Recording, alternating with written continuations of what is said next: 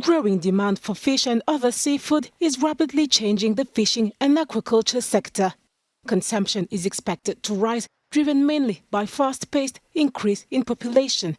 The UN Food and Agriculture Organization presented at the Oceans Conference in Lisbon Wednesday the latest report on the fisheries sector and outlined a relatively optimistic scenario. The bigger fish stocks are better managed and are improving their sustainability very obviously over the last decade, while the smaller stocks in more isolated places, perhaps with lower management systems in place, they are deteriorating.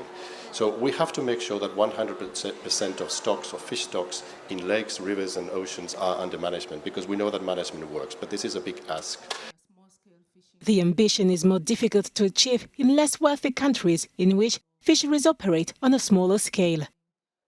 Any sustainability agenda has to take into consideration and has to put small-scale fishing communities at the center of conservation.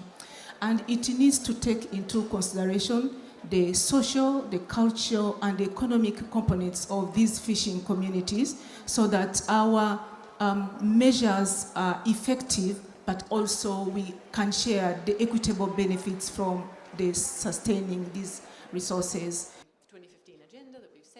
The United Nations believe that the growth of fisheries and aquaculture is vital to ending global hunger and malnutrition.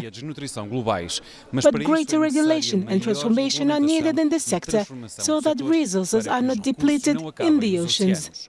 Sérgio Ferreira de Almeida, Euronews em Lisboa, Portugal.